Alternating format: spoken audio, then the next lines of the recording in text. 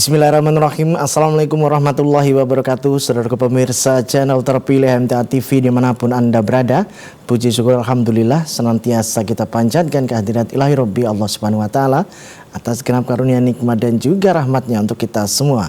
Di perjumpaan siang hari ini kita jumpa kembali di program unggulan klinik kita.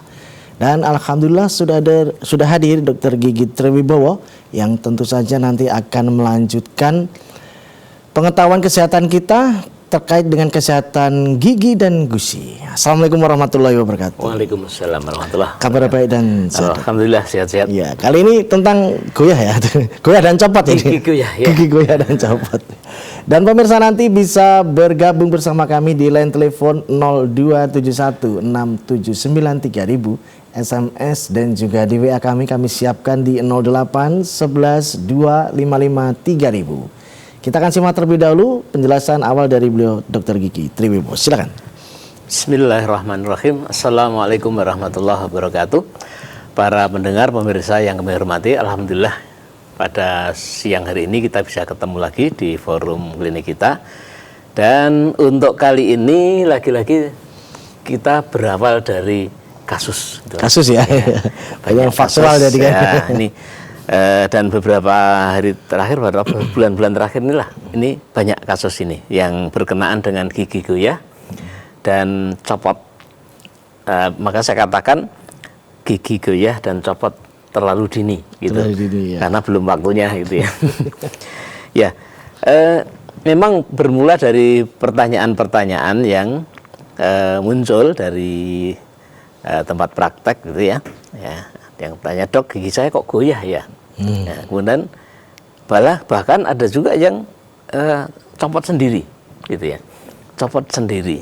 Nah, ada juga beberapa waktu yang lalu ada pasien juga yang bahkan saat wudhu itu giginya lepas sendiri, tidak berdarah lagi. Nah, ini cukup, saya kira juga cukup menarik, tanpa ada darah sama sekali. Berarti kan ya boleh dikata kayak tidak ada luka, gitu kan, tidak ada luka.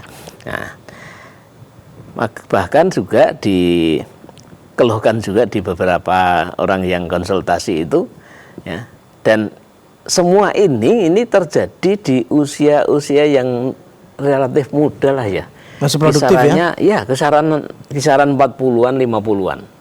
Di bawah 50 malah justru yang paling banyak memang. Ada di antaranya yang baru 30-an ada juga. Ya. Yang terakhir ini belum, ya 3 bulan lebih sedikit lah itu kasus yang menimpa, sehingga ini juga memerlukan perhatian kita ya. Yang namanya gigi goyah itu ya, atau bahkan sampai gigi lepas ya, lepas terlalu dini kalau istilah saya. Ini memang harus menjadi perhatian kita yang cukup serius, karena bagaimanapun juga ini membuat kita tidak nyaman ya. Tidak nyamannya itu apa? Karena kalau ini menimpa kita ya, pasien itu ya, yang lepas, yang goyah itu gigi depan. Aduh. Nah, ini beberapa terjadi, bahkan pasca Ramadan ini. Pasca Ramadan ini ada kasus. Performa. Padahal beliaunya termasuk orang yang tampil di publik. Ya, Goyah bahkan sampai modotnya sudah agak lumayan. Ini jadi kadang-kadang ya dinaikkan, kemudian nanti untuk bicara turun sendiri lah gitu. Ini ya. Maka kalau gigi depan ya, itu luar biasa, sangat mengganggu penampilan terutama. Apalagi wanita. Ya. Kebetulan yang kasus saya ini memang laki-laki, jadi saya guyonan juga saya katakan, tenang aja lah, laki-laki tidak apa-apa, tenang. Tapi aset utamanya nggak di situ. Tapi bagaimanapun juga, karena beliau suka tampil di depan, ya bagaimanapun sangat mengganggu. Nah, apalagi nanti maaf seperti kemarin juga ibu-ibu muda, seorang guru. Itu beliau sangat mengeluh sekali lah, gimana dok? Padahal saat itu ternyata sudah nggak bisa ditolong lagi. Tapi kan agak untung karena kan pakai masker ya. Iya, tapi sekarang kan udah enggak. Iya. Ya, jadi aneh sendiri ya. Jadi sudah nggak bisa ditolong lagi, mau ndak mau harus dicabut, ya sudah terpaksa harus pakai gigi tiruan. Nah ini, tapi selama proses membuat gigi tiruan, beliau harus tampil di depan murid, itu juga beliau udah nggak pede, walaupun SD gitu kan. SD kan masih anak-anak, tapi kita tahu juga anak-anak SD sekarang itu luar biasa. Ngomentari bu gurunya itu sudah pinter-pinter mereka. Ini. Nah, jadi sama sekali tidak nyaman. Laki-laki tidak nyaman, apalagi perempuan. Kalau yang kena gigi belakang, ya gigi belakang ganggu, bukan ganggu penampilan, tapi akan ganggu proses pengunyahan. Nah, terus kalau itu belakang putra putri sama aja, tidak ada apa-apa ya, pengunyahan terganggu. Tapi bagaimanapun juga itu sangat menimbulkan ketidaknyamanan. Maka ini yang menjadi perhatian kita. Kalau ada di antara kita yang giginya ada tanda-tanda kegoyahan, itu ya apalagi sudah sampai mau lepas, harus betul-betul diupayakan dengan sungguh-sungguh ya. Secepatnya itu ya, bukan promosi biar kami laku, bukan. Tapi ini demi keamanan dan demi bisa menjaga gigi itu jangan sampai lepas. Jadi saya sejak dulu selalu menyampaikan, jangan gampang-gampang lah gigi kita itu lepas, copot jangan ya. Dieman-eman betul ya, dieman-eman betul.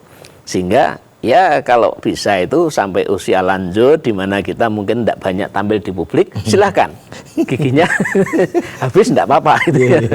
Tapi selama masih sering tampil di publik ya dijaga betul ya, dijaga betul. Ya, jangan sampai giginya mengalami kerusakan lebih lanjut, apalagi sampai lepas. Itu betul-betul dijaga ya. Dijaga itu maksud saya apa? Kerusakan itu syukur bisa ditangani, kalau bisa diperbaiki. Tapi kalau tidak, minimal itu dicegah, jangan sampai terjadi kerusakan lebih parah lagi. Itu ya. Ya.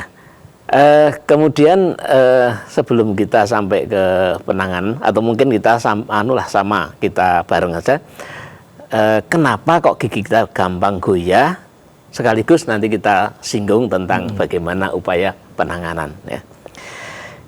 Kita kenali dulu kenapa kok gigi kita bisa goyah atau bahkan lepas ya. Mengapa gigi kita bisa rusak seperti itu ya. Ini yang saya kira perlu ya.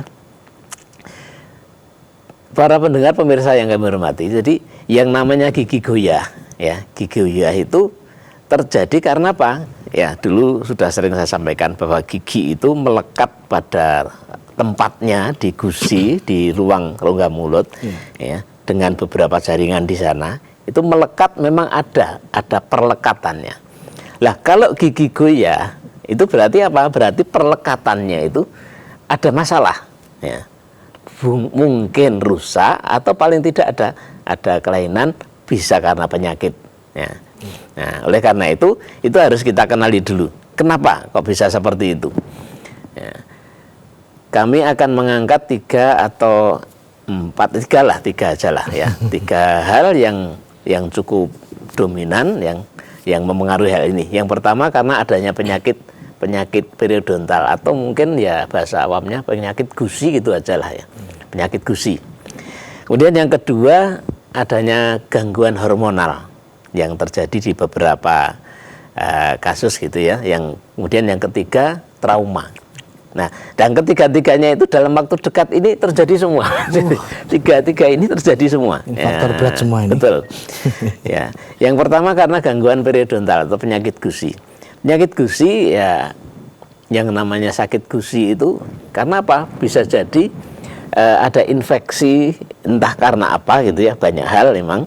Tapi infeksi itu akhirnya menjadikan sesuatu sehingga ada beberapa di antaranya yang mengakibatkan karang giginya ini bisa muncul endapan-endapan karang gigi dulu atau yang mana dulu, tapi akhirnya nanti akan terjadi karang gigi yang cukup banyak, akhirnya akan mengganggu perlekatan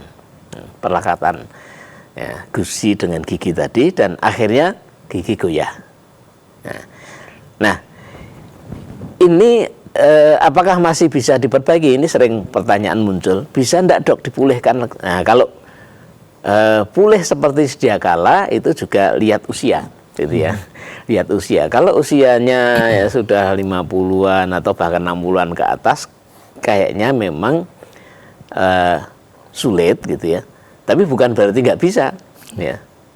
Sulit tapi bukan berarti nggak bisa. Tapi kalau usia-usia masih di bawah, apalagi tadi saya sebutkan 30-an sampai 40 lebih dikit, itu biasanya masih lebih mudah. Masih lebih potensinya. Karena jaringannya ya masih ya, potensi. Itu masih ya bagaimanapun nek muda kan ya. Itu. Lah, kemudian kerusakan itu kalau sudah sangat parah sampai ke tulang gusinya, itu kerusakannya cukup parah sehingga tulang gusi yang bahasa awamnya nyokot gitu ya, nyokot akar gigi tadi. Tulang gusinya sudah sangat ini sekali hancur gitu ya. Ya ini pulihnya agak sulit gitu. Maka nanti harus ada upaya khusus yang bisa dilakukan. Ya. Ini lah bagi tadi yang karena akhirnya menjadi banyak karang gigi tadi, ini ndak mau memang harus membersihkan karang gigi yang pertama itu. Kemudian yang kedua nanti dilakukan pembersihan di sekitar soket gigi tadi, ya. Sehingga nanti apa yang ada di situ, gangguan-gangguan yang ada di situ, kematian-kematian jaringan di sekitar itu nanti dibersihkan, harapannya nanti akan pulih lagi. Nah, ini harus datang ke dokter gigi.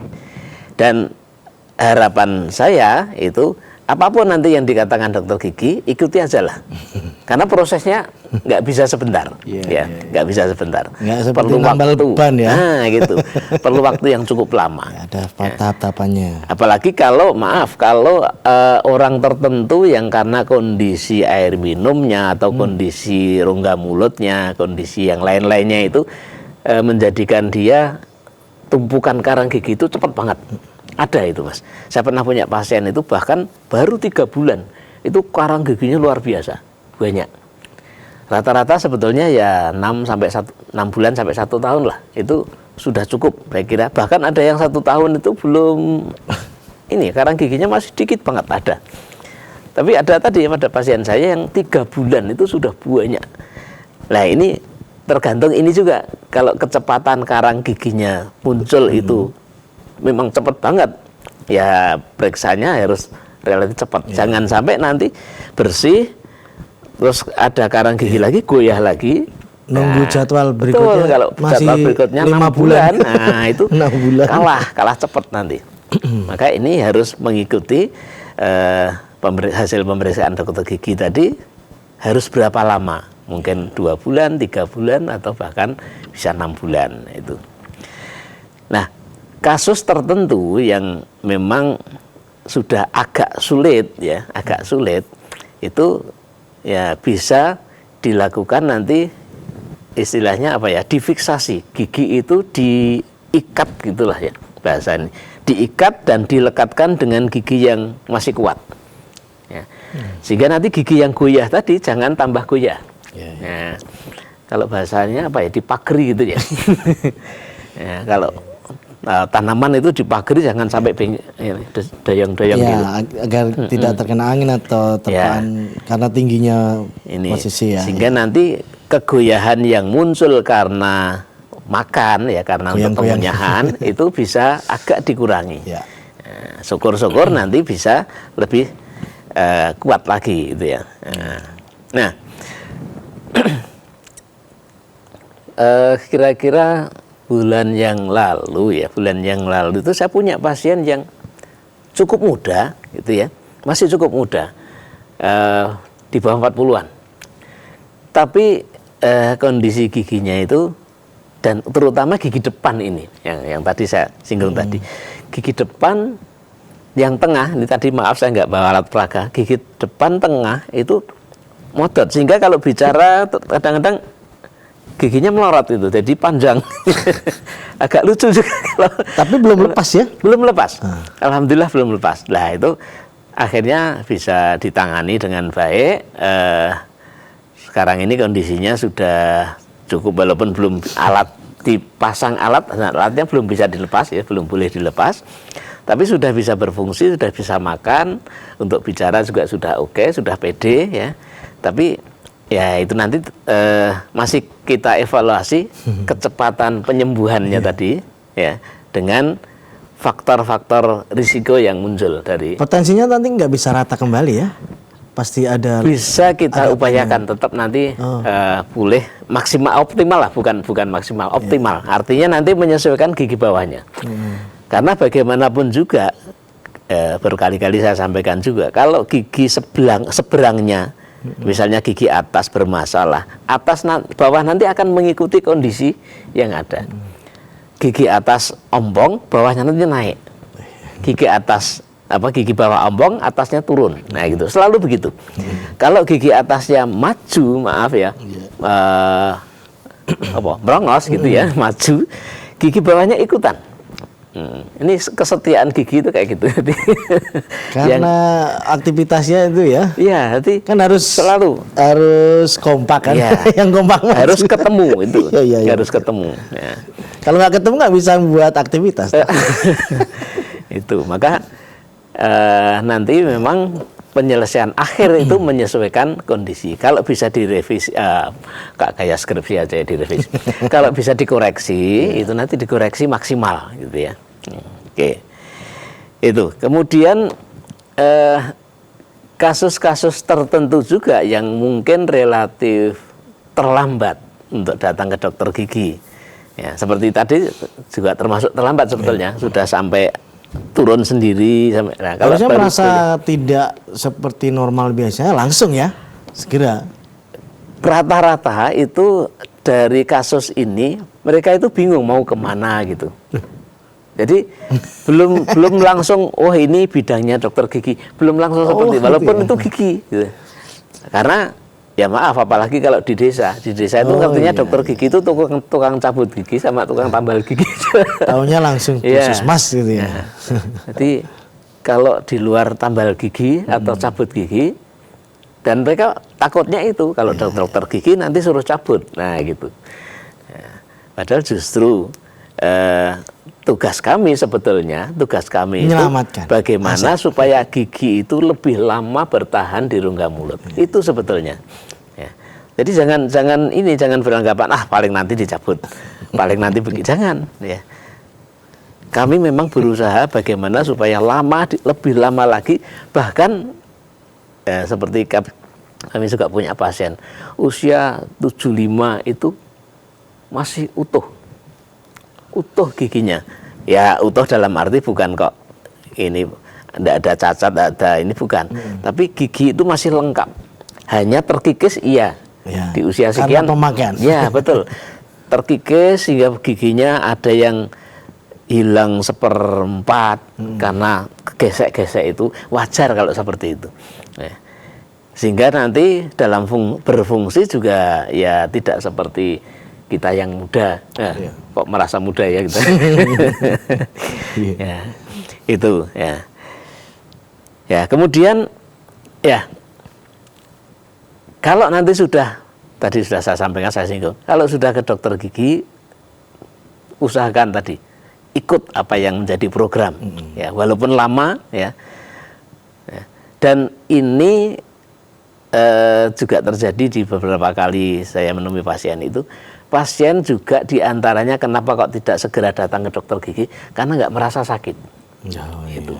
Jadi bahkan giginya berlubang atau giginya ada apapun, kalau nggak sakit itu dikira nggak apa-apa. Gitu. Bahkan misalnya gigi berlubang kemudian sakit, minum obat atau bahkan rata-rata dikasih bakar tempurung kelapa, nah itu airnya dimasukkan ke gigi, terus habis itu sudah tidak ada sakit. Selesai. Biasanya dikira sembuh. Ya.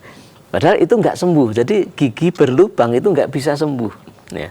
Gigi yang mengalami kelainan apapun itu nggak bisa sembuh kalau tidak ditangani. Sesuai Disiplin ilmu pergigian ya.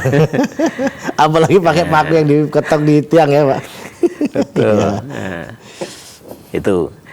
Nah, kemudian saya kadang-kadang kalau ingat itu ya kadang ketawa sendiri gitu. Ketawa sendiri itu ya dari percakapan saya nggak bisa mengungkapkan semuanya di sini. Kadang ketawa sendiri. Kok bisa ya? Kok kadang-kadang muncul pertanyaan yang kadang-kadang menggelikan, kadang-kadang ya gimana itu.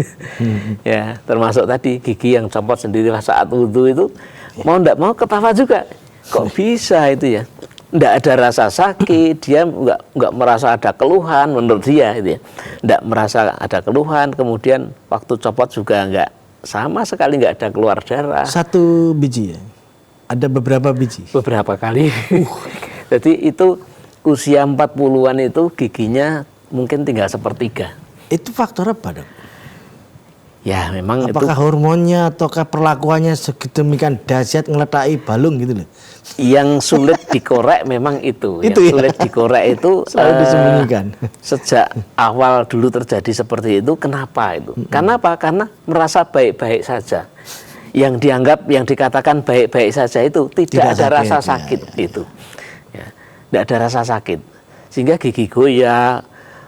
Bahkan gini, misalnya ada, kemarin juga ada pasien itu, untuk makan agak keras dikit sakit. Dan sakitnya katanya luar biasa, sampai ke kepala, sampai ke ini. Nah, tapi begitu datang ke dokter gigi, sudah tidak merasa sakit, dia sudah katakan sudah sembuh. Nah, sembuhnya sejauh mana? Ya, apa untuk gigit sudah nggak sakit? Ya kalau gigit ya sakit. Tapi kalau diem nggak sakit, itu sudah dikatakan sembuh. Itu mau nggak mau memang kita juga harus ketahui. Itu ya. Itulah kenapa saya selalu katakan jangan nyepelekan kasus apapun yang menimpa kita. Apapun lah. Ada kasus misalnya sakit untuk ngunyah, sakit untuk gigit, ya itu. Ya walaupun mungkin saat ini sudah tidak merasa sakit karena tidak makan, itu bukan berarti sembuh, belum. Harus karena nggak kepake. Itu ya. Nah ini apalagi yang banyak karang giginya tadi. Nah, banyak karang gigi, ya lagi-lagi ini bukan karena kita laki-laki gitu ya, bukan karena itu. Tapi memang kebanyakan kalau laki-laki itu masih merasa baik-baik saja. Dan juga masih rata-rata kita itu menganggap masih wajar lah kalau laki-laki. Karena bukan termasuk kategori A, objek vital. Satu contoh gini, yang karena karang gigi tadi, saya katakan juga bahwa bapak atau ibu ini kondisi seperti ini, kalau sudah bersuami saya katakan, apa ibu tidak kasihan tengah suami? Ya. Loh kenapa dok? Lah iya, banyak karang giginya itu harus ibu ketahui, ini bau mulutnya sangat tidak enak. Kadang-kadang saya terpaksa saya katakan terus terang, dengan jarak dibatasi meja, ya. Bicara tanpa masker, udah terasa baunya. Baunya udah terasa. Apalagi sholat jamaah. Nah itu, maka ibu juga harus ya kok nggak kasihan sama suami, berarti kan apa mau misalnya dekat dengan suami dibatasi meja kan enggak. Nah ini harus ini. Beda dengan laki-laki, saya juga katakan kalau laki-laki seperti ibu ini, ibu-ibu masih tahan, ya, masih tahan karena apa? Memang ibu itu luar biasa. Ya, rasa ininya ya, rasa apa istilahnya ya. Menerima kondisi yang ada dari pasangannya itu luar biasa kalau ibu-ibu itu. Walaupun suaminya bau mulutnya nggak enak, masih tahan dia. Walaupun sebetulnya juga kasihan itu juga. Ya. Maka ini harus menjadi perhatian kita, jangan sampai kita menyiksa pasangan kita dengan itu bau mulut itu. Ya. Silakan dicek ya pemirsa. Pasangan Anda dan juga Anda ya, jika tidak hanya pasangan saja. Baik dok, kita jeda sejenak ya. Baik pemirsa, kita akan jeda terlebih dahulu, jangan kemana-mana, kita akan simak beberapa informasi setelah yang satu ini.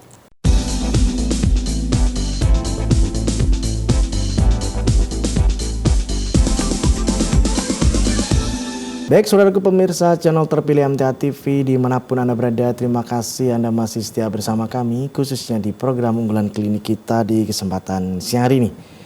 Kita lanjutkan ya dok, tapi kita sisipi dulu pertanyaan yang sudah masuk di WA dari Bapak Adi di Berlian Makmur, Sumatera Selatan. Apakah gigi juga bisa bertambah panjang layaknya seperti kuku ataupun bulu dok? Ya, ya, bagus ini. Pertanyaan bagus, cukup. Ya, jadi kalau tadi saya katakan giginya memanjang itu bukan berarti giginya panjang seperti kuku kalau nggak dipotong. Ya, bukan tumbuh ya? Bukan tumbuh. Itu melorot ya? Tapi ini giginya melorot. Jadi giginya gigi manusia itu sejak tumbuh sempurna ya, tumbuh sempurna sampai nanti lepas sendiri itu tetap segitu, nggak tambah panjang, nggak tambah pendek, gitu ya, tetap segitu. Sehingga pernah juga saya katakan di sini bahwa kalau anak-anak ya, anak-anak gigi tengahnya tumbuh, gigi atas tengah tumbuh. Waktu anak-anak itu kelihatan aneh, lucu gitu ya. Karena tampilannya jadi kayaknya giginya dengan wajahnya gede, gede giginya. Tapi itu enggak apa-apa. Nah, karena apa? Karena nanti tambah dewasa itu wajahnya tambah besar, gitu ya. Giginya tetap segitu, ya, tetap segitu. Enggak tambah panjang, enggak tambah lebar giginya. Ya, maka kalau gigi tadi saya katakan giginya memanjang, tadi memanjang karena modot. Jadi yang tertanam di gusi itu tidak kuat ya? Iya, tertanamnya itu melorot. Sehingga nanti akhirnya kalau tertanam itu misalnya biasanya yang tertanam itu 1,5 sampai 2 kali panjang mahkota gitu ya. Kalau melorot mungkin nanti yang tertanam tinggal enggak sampai sepanjang mahkotanya, enggak ada mungkin. Ya, itu nanti sudah mulai goyah gitu. Sudah mulai goyah. Maka enggak ada tadi gigi itu tambah panjang kayak kuku, rambut enggak ada. Kalau itu nanti kita asik motongi kuku, motongi gigi gitu. Gitu. Itu. Baik. Ya. Bisa dilanjut dok, silakan. Itu tadi baru yang karena penyakit periodontal. Kemudian yang berikutnya yang karena penyakit hormonal, bukan penyakit tapi karena kelainan hormonal itu ya. Seperti pada kondisi kehamilan. Nah, jadi ibu-ibu yang hamil itu ternyata juga berpotensi menjadikan giginya itu goyah karena faktor hormonal yang muncul ya. Di samping itu juga nanti faktor-faktor yang menyertai kehamilan, misalnya mual, bahasa ininya ngidam ya, ngidam, akhirnya banyak muntah, itu menjadikan kondisi itu menjadi lebih parah ya, sehingga gigi juga gusi gigi itu juga ada kelainan sehingga gigi goyah. Ya, dan gigi goyah ini kalau tidak diperhatikan dengan baik bisa terjadi sampai gigi lepas juga nanti kalau tidak diperhatikan. Oleh karena itu harus ada upaya-upaya dengan cukup serius juga dari ibu-ibu yang hamil. Nah, lagi-lagi jangan karena merasa nggak ada rasa sakit terus dibiarkan, jangan. Nah, apapun yang terjadi gigi goyah harus diperbaiki. Satu, yang kedua, ibu-ibu yang ngidam atau yang muntah itu beresiko terjadi karang gigi yang cukup besar. Karena? Ya itu tadi karena kondisi kebersihannya jelas itu. Karena takutnya kalau digosok keseringan protol gitu. Karena goyang tadi. Karena nggak kuat karena hormon ya. Gimana? Jadi kalau ada keluhan, kemudian ada keluhan di satu sisi, nah, kemudian dia akhirnya di sisi itu yang ada keluhan tadi dia merasa nggak mau pakai giginya, nggak dipakai. Ya. Beda dengan pakaian atau benda-benda kita, perhiasan-perhiasan kita, nggak dipakai disimpan awet. Tapi kalau gigi semakin lama nggak dipakai semakin berpotensi rusak dan juga karang gigi semakin banyak numpuk di situ. Ini harus diketahui. Maka kita bisa nebak, dokter gigi bisa nebak, misalnya ada orang yang numpuk karang giginya itu di sebelah kanan misalnya, langsung ditebak, berarti nggak, yang sisi kanan nggak pernah dipakai makan berarti. Iya. Itu bukan karena kita kayak paranormal bukan, tapi tapi yang gigi yang tidak dipakai itu berpotensi. Itu. Karena analisis tadi ya, bukan itu, karena tebakan. Ya. Nah, kemudian juga selain itu ya, gigi yang karena kehamilan tadi itu menjadikan perlekatannya terganggu, karang giginya banyak. Di samping itu potensi terjadi gigi berlubang besar juga, besar juga. Maka dulu sekarang saya tidak tahu masih apa enggak.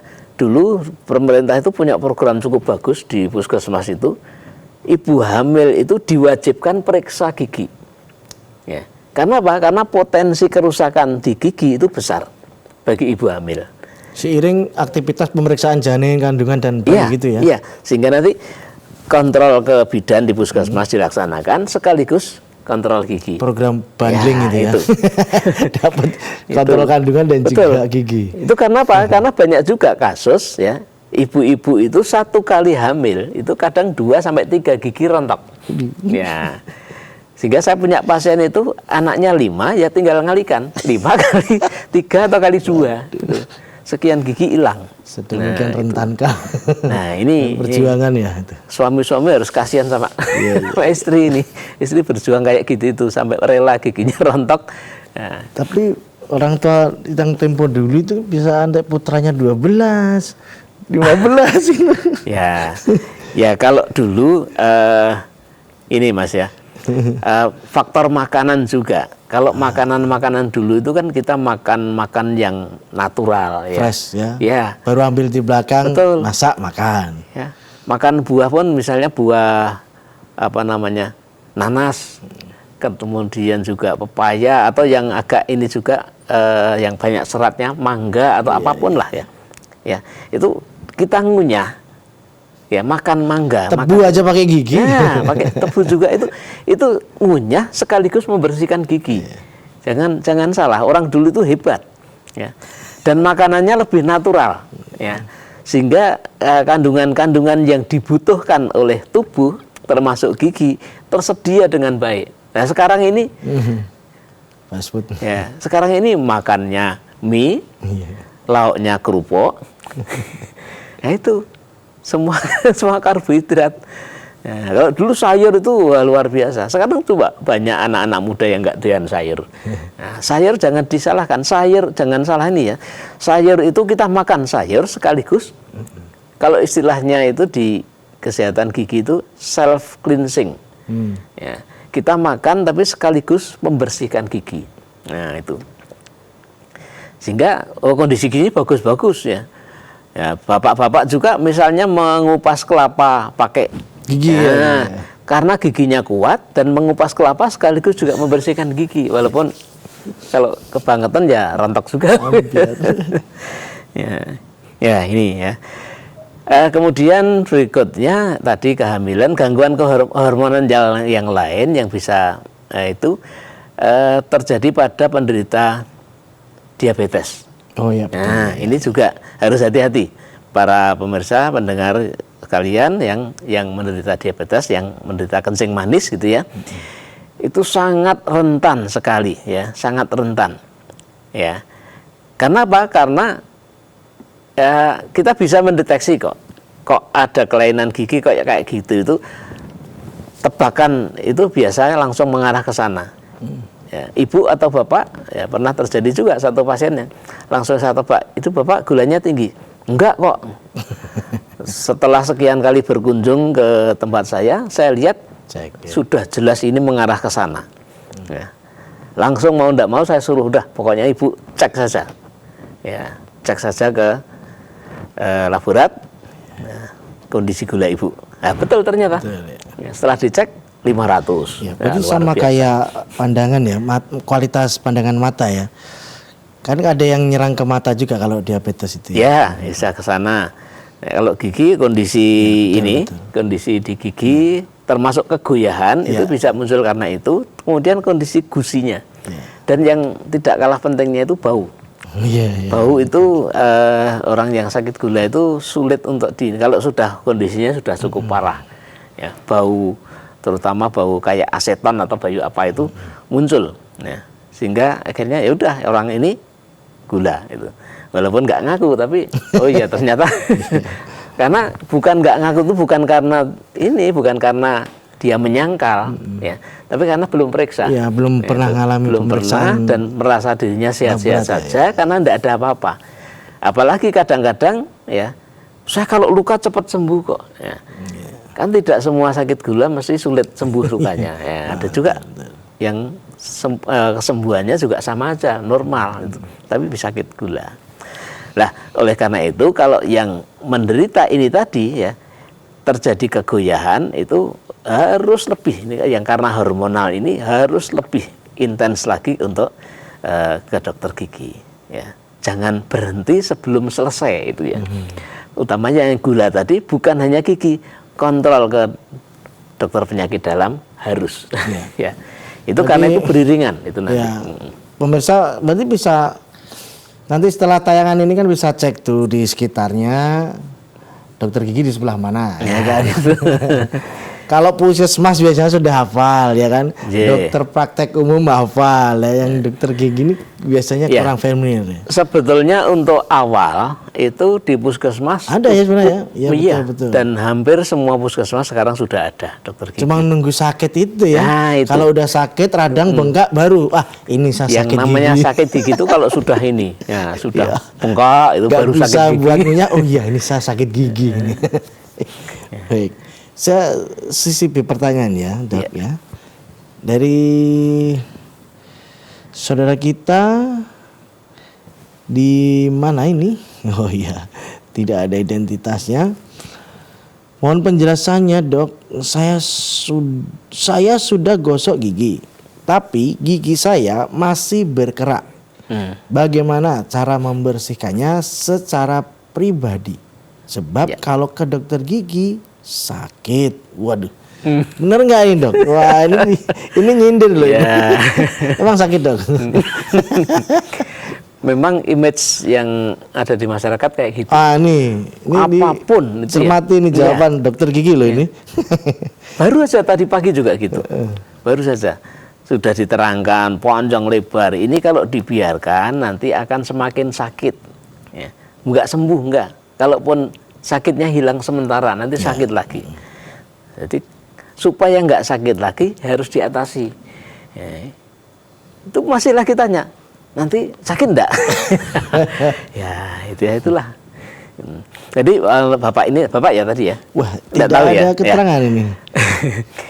Ya jadi kalau tadi dikatakan sudah gosok gigi tapi berkerak, ini saya menduga yang dimaksud kerak itu karang gigi berarti ya. Ya, jadi baik itu gigi berlubang maupun karang gigi itu memang kadang-kadang tidak selalu berbanding lurus dengan frekuensi gosok gigi. Ya, misalnya gosok gigi sehari sekian kali, tapi berarti kok masih ada. Nah, berarti nanti nggak ada karang giginya atau nggak ada gigi berlubangnya. Tidak selalu seperti itu. Kecuali kalau gosok gigi dengan benar, ya, artinya dengan benar itu berarti bersih, gitu ya. Karena tujuan gosok gigi itu menghilangkan kotoran yang ada di terselip-selip. Ya itu. Kalau gosok giginya benar sehingga kotorannya hilang, jelas itu nanti karang gigi juga akan tercegah, lubang gigi atau karies gigi juga tercegah. Itu. Tapi banyak kasus yang terjadi juga, saya sudah gosok gigi 3 kali, 4 kali sehari, kok masih lubang juga? Ya, jawabnya gampang, karena gosok giginya belum benar, sehingga kotoran masih belum hilang. Selama masih ada kotoran, pasti gigi berpotensi lubang. Belum tentu gosoknya sikat ini ke gigi kayak kita nyikat celana tebel gitu kan. Itu berarti udah bersih belum tentu loh ya. Belum tentu. Iya, belum tentu. Karena bulunya bisa nggak pas. Kadang-kadang gosok giginya salah teknik juga bisa, ya salah cara juga bisa. Tapi kok masih sakit gigi. Maka ini tadi kalau sudah sekian kali ya gosok gigi tetap kotor, itu harus dikoreksi itu. ini saya sisipi terakhir ya. Ya, terakhir. Untuk yang terakhir yang karena trauma itu juga banyak terjadi. Trauma ini berarti ada kenapa-napa ya? Bisa karena kecelakaan, bisa karena jatuh, kepentok gitu ya. Dipukul, bisa juga. Betul, karena pukulan orang, karena kepentok, bahkan pernah juga kejedot pintu. Ya, betul. Nah, itu. Kejedot pintu bisa itu sampai akhirnya beberapa saya kepleset ini. Itu. Nah, karena benturan itu bisa menjadi yang terakhir nih yang cukup parah ya, ada seorang yang kecelakaan lalu lintas ya sampai 5 atau 6 gigi bawah rontok.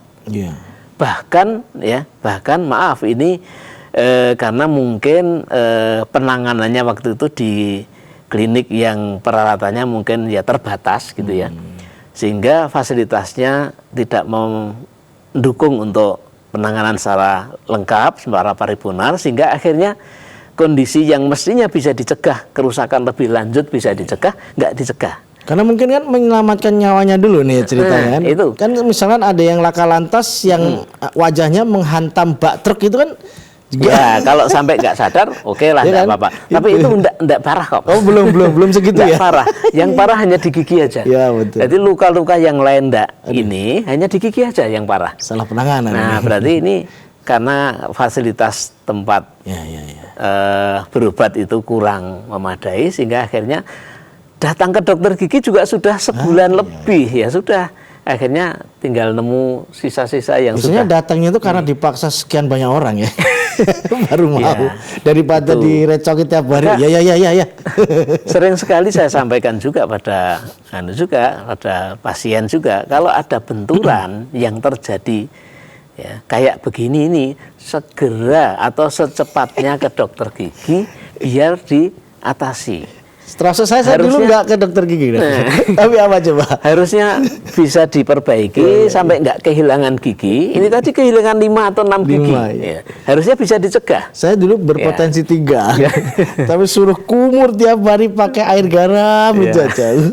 Nah ini yang cedera inilah ya, entah karena pukulan atau karena laka lantas atau karena apalah kecelakaan kerja, apapun itu harus ya. Kita berharap jangan sampai terjadi kecelakaan.